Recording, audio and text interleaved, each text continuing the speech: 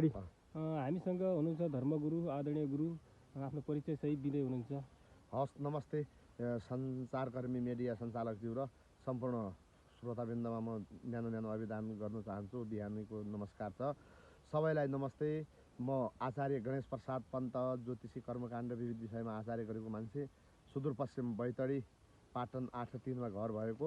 अब यो हजुरले प्रश्न सोध्नुभयो धार्मिक हिसाबले कसरी यो विभेदको अन्त्य गर्न सकिन्छ भनेपछि सम्पूर्ण धर्माचार्य गुरु धर्मको नाममा हुने विभेद रोक्न के कस्ता प्रयास गर्दै हुनुहुन्छ? धर्मको नाममा हुने विभेद रोक्नको लागि मैले अब सक्दो प्रयास गरिरहेको छु। कस्तो प्रयास भनेपछि सम्पूर्ण धर्माचार्य गुरुहरू, पीठाधीश, मठाधीश, सन्त, महन्त, मूल पुजारी, जो जति पनि धर्मसित जोडिएका सम्बन्धित सबैलाई म के भन्न चाहन्छु भनेपछि जो धर्मको नाममा विभेद भइरहेछ, हिन्दू धर्मको हरेक ठाउँबाट चाहिँ सकिने अवस्था आइसक्यो। यसको लागि सम्पूर्ण धर्मसित जोडिएका गुरुहरूले कुनै किसिमको विभेद नराखेर सम्पूर्ण शिल्पी समुदाय लगायत सम्पूर्ण जाति समुदाय वर्ग नहेरिकन वैदिक हिन्दू सनातन धर्मभित्रका जो कोहीको घरमा पनि तुलसीको मठ बनाउन लाउने, घरमा शालिग्राम स्थापना गर्न लाउने, घरमा पञ्चायन देवताका मन्दिर मठ अथवा सानो पूजा कोठामा पञ्चायन देवताका मूर्ति स्थापना गर्ने, सङ्घ घण्टा राख्ने, वेद पुराण भागवतहरू राख्ने, अनि उनलाई अध्ययन गर्ने गराउने र सबै अन्य जसरी चाहिँ विविध धर्मका धर्मगुरुहरूले प्रत्येक हप्तामा एकपल्ट क्लास दिन्छन्, तालिम दिन्छन्, त्यस्तो किसिमले हरेक पूजा विधि कर्मकाण्ड हवन आदिको संस्कार सिकाउने एवं रीतिले चाहिँ रोक्न सकिन्छ। गुरु, यो समाजमा बढ्दो विभेद र सहिष्णुता कम गर्न यो हिन्दू धर्मको भूमिका के हुन सक्छ? हिन्दू धर्मको भूमिका के हुन सक्छ भने हिन्दू धर्मक्षेत्र भित्र भएका जति पनि गुरुहरू छन् सबैले गएर जहाँ जहाँ विभेद हुन्छ त्यो ठाउँमा गएर आफूले भात भुन्जा चलाउने, कर्मकाण्ड गरिदिने, वैदिक पद्धतिबाट हवन आदि यज्ञ गराउने, व्रतबन्ध गराउने, जनेउ धारण गराउने र महिलाहरूलाई धुप ढाका लगाउने, सम्पूर्ण जति पनि मठ मन्दिर सार्वजनिक स्थल छन् सबै ठाउँमा समावेशीमूलक क्षेत्र भनेर बोर्ड झुन्ड्याउने र कुनै किसिमको पनि विभेद नगर्ने आफै हटिहाल्छ। यो विभिन्न धर्महरू र समुदाय बिचमा एकतालाई कसरी बलियो बनाउन सकिन्छ? एकता सबैले समभाव राख्ने, सबैलाई एकअर्काले मानवलाई मानवता सम्झने, विभेद नगर्ने, जातिगत वर्णगत महिला पुरुष यो जात उजात भनेर विभेद नगर्ने, सबैलाई मानव मात्र एक समान, एक पिता के सब सन्तान, जाति वंशको छैन महत्त्व, मानवता हो असली तत्त्व भन्ने सूत्रलाई नारालाई अगाडि बढाएर यो तरिकाले गर्यो भनेपछि यो अहिले पनि हाम्रो यो धार्मिक स्थलहरूमा सबैका लागि समान रूपमा पहुँच योग्य बनाउनका लागि यो हिन्दू धर्मको भूमिका र सबै धर्मको भूमिका के कस्तो रहन सक्छ? सबै धर्मको अरू धर्मावलम्बीहरूले त्यस्तो विभेद गरेका छैन। केवल यो हिन्दूमा मात्रै हो वर्ग जात समुदायको आधारमा विभेद भइरहेको। यो विभेद हटाउनुको लागि सबैले मैले भनिहालेँ पहिले नै यसको उत्तर आइसक्यो। समावेशीमूलक पूजाआजा गराउने, सबैलाई चाहिँ हरेक ठाउँबाट कुनै किसिमको पनि विभेद नगराउने, जस्तो पातमा अहिले कोरो टिका दिने अनि परै बसाल्ने, मन्दिरभित्र जान नदिने, मन्दिरमा राम्रो तरिकाले स्वागत नगर्ने, एकअर्का भाइ भाइमा चाहिँ मतमतान्तर विभेद गर्ने, टिका टिप्पणी गर्ने, अनि यो जात त्यो जात भनेर अलि रूढिवादी कुरालाई अगाडि बढाउने, कुसंस्कार कुप्रथा कुविचारहरू हटाउने। जस्तो अरू धर्महरूमा त्यस्तो विभेद देखिँदैन खासै। हिन्दू धर्म प्रायः जस्तो दलित समुदायहरूले हिन्दू धर्म मानेका छन् र हिन्दू धर्मभित्र मान्दै पनि दलितले धर्मले अलि हेपेचेपेको जस्तो लाग्छ।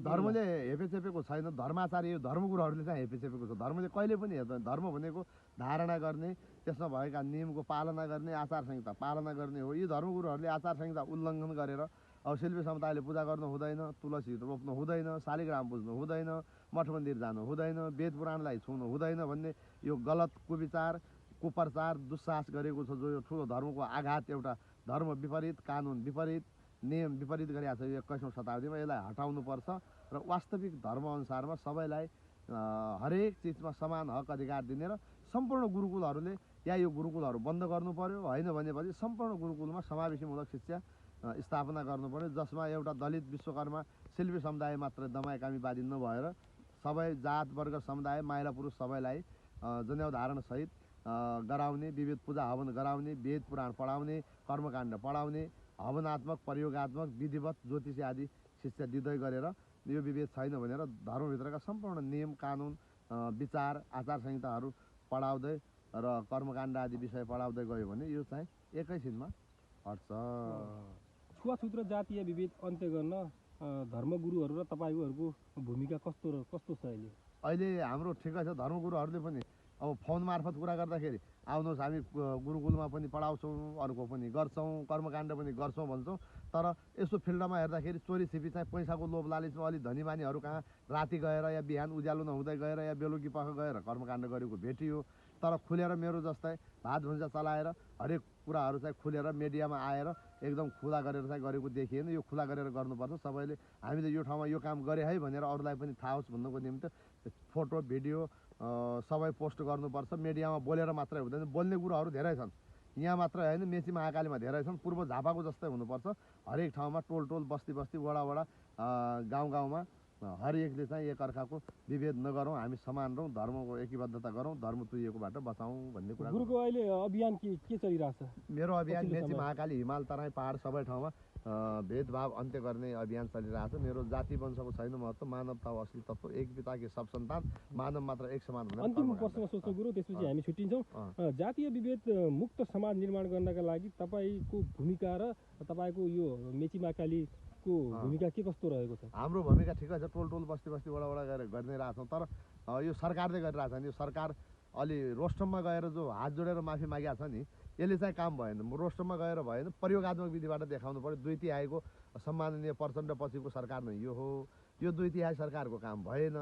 2 तिहाई सरकारमा भएका सुदन गुरुङ, माननीय सुदन गुरुङ र हिजो भर्खर नवनियुक्त हुनुभएका फेरि मन्त्री पदमा हाम्रो महावीर पुनलाई शुभकामना पनि म दिन चाहन्छु। सुदन गुरुङ लगायत सम्माननीय प्रधानमन्त्री बालेन्द्र शाह अनि हाम्रो स्वतन्त्र पार्टीको सभापतिज्यू लगायत सम्माननीय राष्ट्रपति महोदय, सम्माननीय हाम्रो सभामुख, सम्माननीय सर्वोच्च अदालतका महान्यायाधिवक्ता लगायत वडा कार्यालयदेखि लिएर सम्पूर्ण यो सम्बन्धीका कार्यालयहरू तल्लो तहदेखि माथिल्लो उच्च तहसम्मका सबै पदाधिकारीहरूलाई म यही भन्न चाहन्छु, त्यो रोस्टममा गएर हात जोडेर यसो भुलाउने काम गरेर होइन कि अहिलेसम्म हाम्रो दलित समुदायलाई के गर्यो, त्यहाँ समावेशीमूलक गुरुकुल शिक्षा हुनु पर्यो, सबैले पढ्न पाउनु पर्यो, संस्कृत मठ मन्दिर खुला हुनु पर्यो, सबै ठाउँमा चाहिँ हरेक ठाउँमा बजेटको आवश्यक पर्छ, बजेट छुट्याउनु पर्यो।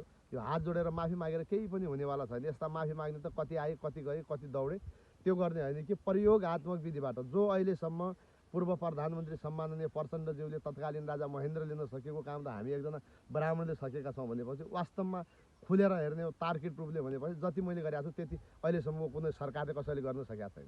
मेरो जस्तै हाम्रो यो सबै यो पीडा कति छ। यहाँ मठ मन्दिरमा व्रत बस्छौँ भनेर सबै जान्छन्, उपल्लो जाँदा कथित वर्ग हामी ठुला हौँ भन्नेले होइन तपाईँले नुहाएको छ, कपाल चिन्नु छ, हामी जान्न नसौँ भन्छ।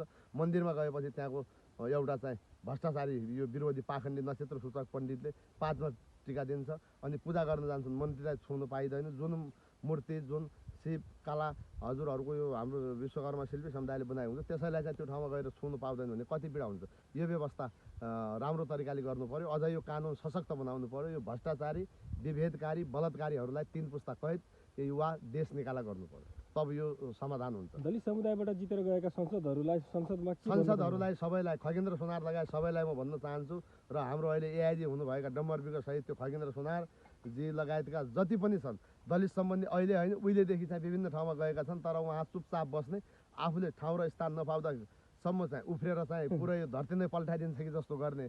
जब ठाउँमा पुग्यो तबसम्म मौन हुने। हाम्रो मेची महाकाली हिमाल तराईमा कति बलात्कारका घटनाहरू भएका छन्, कति विभेदका घटनाहरू भएका छन्, कतिले मठ मन्दिर जानु पाएको छैन, कतिले यो विभेदको पीडा सहन नसकेर धर्म परित्याग गरेको अवस्था छ।